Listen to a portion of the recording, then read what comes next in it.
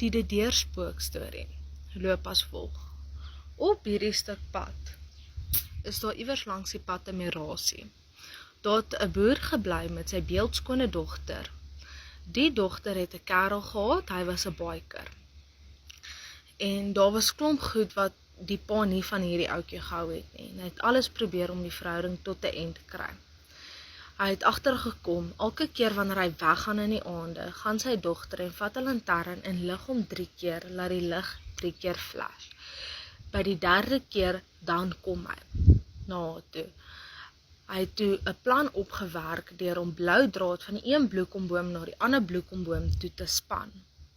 En dan daai aand staan hy toe en flash vir die ouetjie 3 keer. By die 3de keer het hy gekom en die blou draad het sy nek, sy kop gedecapiteerd. Nou, wat hulle sê is, dat wanneer jy by daai merasie is en jou lig 3 keer flash, dan sal jy 'n motorfietslig sien kom, daar aankom, omdraai en weer teruggaan.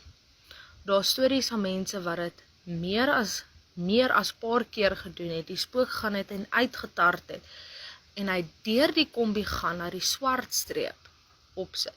Daar is 'n YouTube link beskikbaar, ek sal dit in die comments los indien enige iemand dit wil gaan sien. Maar is een van Suid-Afrika se spookstories.